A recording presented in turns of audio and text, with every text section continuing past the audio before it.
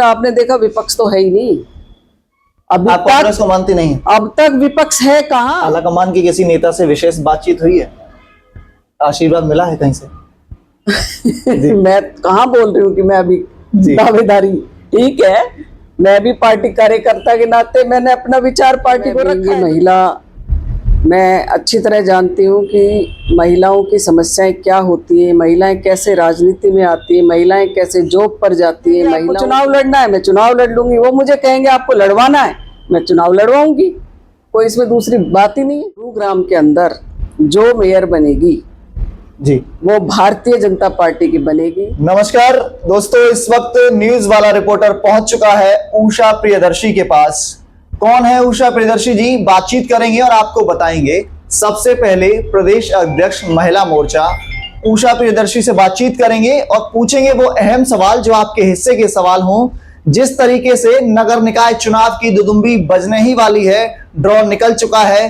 अगर गुरुग्राम सीट की बात की जाए तो BC ए के तौर पर यह सीट भी रिजर्व हो चुकी है। तो अब लोगों में चौराहे के चाणक्यों की बात करूं या राजनीतिक पंडितों की बात करूं, तमाम लोगों ने यह महत्वाकांक्षाएं शुरू कर दी हैं कि टिकट किसके पाले में जाने लगी है। उन्हीं तमाम सवालों से रूबरू कराएंगे। सबसे पहले मैम बहुत बहुत स्वागत हमसे बातचीत करने के लिए। धन्यवाद, आपका बहुत बहुत आभार। मन में खुशी है? बिल्कुल खुश रहना चाहिए। खुश रहने के लिए में क्या कोई दिक्कत है जी। सीट को लेकर अब लोग जो है वो आकलन लगाना शुरू हो चुके हैं कि उषा प्रियदर्शी जी ने तो अपने पाले में टिकट पूरी तरीके से कर लिया, बस ऐलान होना बाकी है। ऐसा कुछ? देखो अमन जी, ऐसा कुछ नहीं होता है जी। कि मैं अपने पाले में सीट करवाई या ये सब लोगों का अपना एक चर्चा विषय लोग अपने तरीके से बनाते हैं। हम भारतीय जनता पार्टी के कार्यकर्ता हैं। मैं भारतीय जनता पार्टी महिला मोर्चा के प्रदेश अध्यक्ष के नाते पार्टी की कर्मठ कार्यकर्ता हूं और हमारे यहाँ बड़ी पारदर्शिता के साथ मेयर का ड्रॉ होता है जी। और ड्रॉ के अंदर अभी अच्छी बात है कि गुरुग्राम नगर निगम के लिए महिला मेयर का जो ड्रॉ के अंदर BCA की महिला के लिए आरक्षण हुआ है।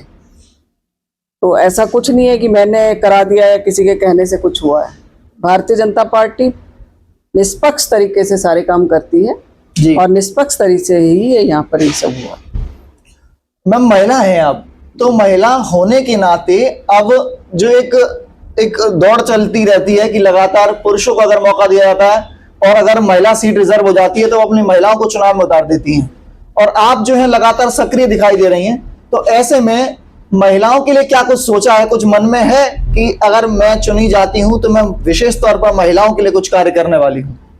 देखिए, मैं बीइंग ए महिला, मैं अच्छी तरह जानती हूँ कि महिलाओं की समस्याएं क्या होती है, महिलाएं कैसे राजनीति में आती है, महिलाएं कैसे जॉब पर जाती है, महिलाओं को किस किस तरह के डेली अपने काम पे जाने के लिए एक सेफ्टी की आवश्यकता होती है। उनके लिए ठीक से बसें चलें कि वो यहाँ 10-12 बसें अगर गुरुग्राम के अंदर महिलाओं के लिए चला देंगे तो जो दिन प्रतिदिन जो महिलाओं को बसों के अंदर धक्का मुक्की जो लगती है वो एक अच्छा नहीं होता है। मैं इन सब चीज़ों के पूरी तरह से खिलाफ हूँ।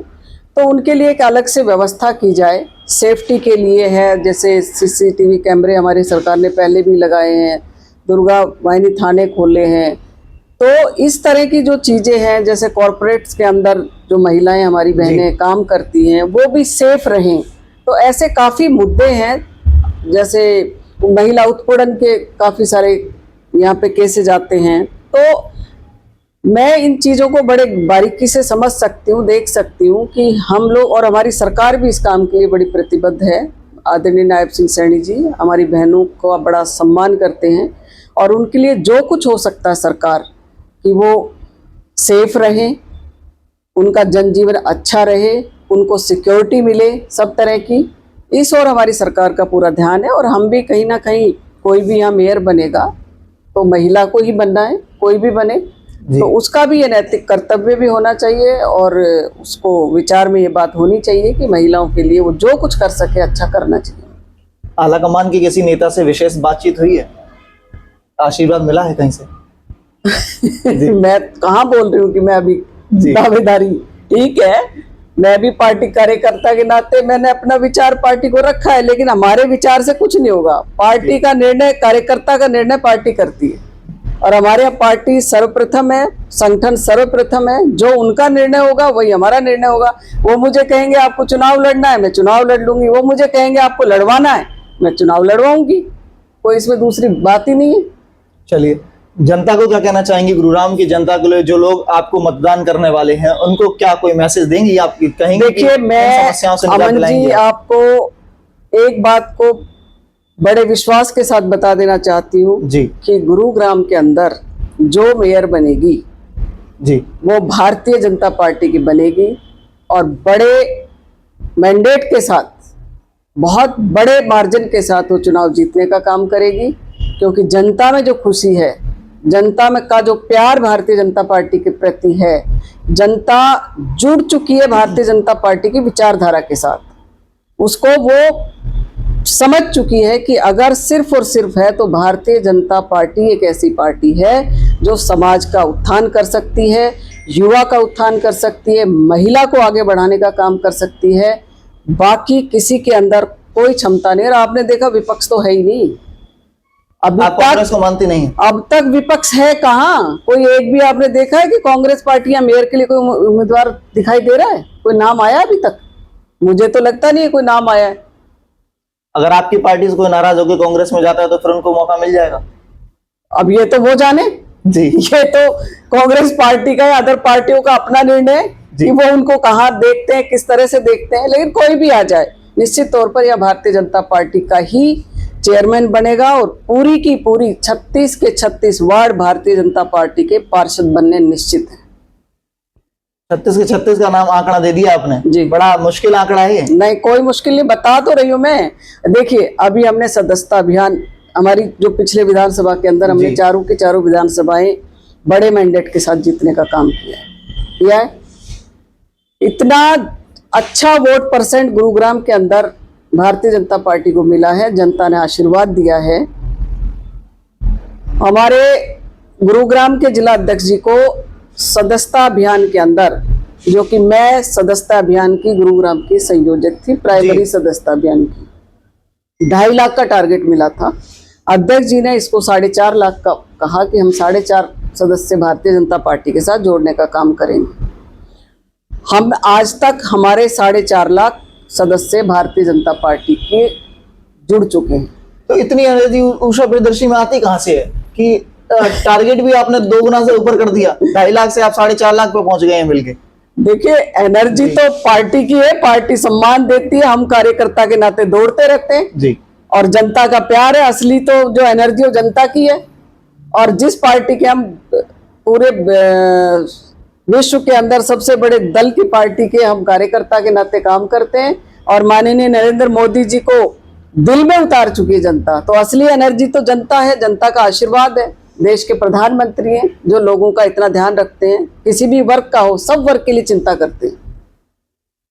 अच्छा, एक मैं अंतिम सवाल आपसे लूंगा जी। अगर पार्टी मान के चले आपको मौका नहीं देती है तो क्या उषा प्रियदर्शी अकेले झंडा उठाने के लिए तैयार हैं उन महिलाओं के लिए जिनका आप जिक्र कर रही हैं? बिल्कुल। देखिए, उनके लिए जो शोषित हैं, पीड़ित हैं, परेशान हैं, उनके लिए मैं बिल्कुल दिन रात एक करने के लिए हमेशा थी, हूँ और हमेशा रहूंगी। तो मैं कभी भी महिलाओं को आगे बढ़ाने में पीछे नहीं, क्योंकि मेरे पास तो काम ही मेरी बहनों के समस्याओं को सुनना है, उनको आगे बढ़ाना है, उनको संगठित करना है। तो अकेले चुनाव लड़ेंगी बिना भाजपा के? बिल्कुल नहीं, बिल्कुल जीवन में भी नहीं। सोचा नहीं है? नहीं सोचा, नहीं, दिमाग में ही नहीं है, दिमाग में नहीं, कभी भी नहीं होगा।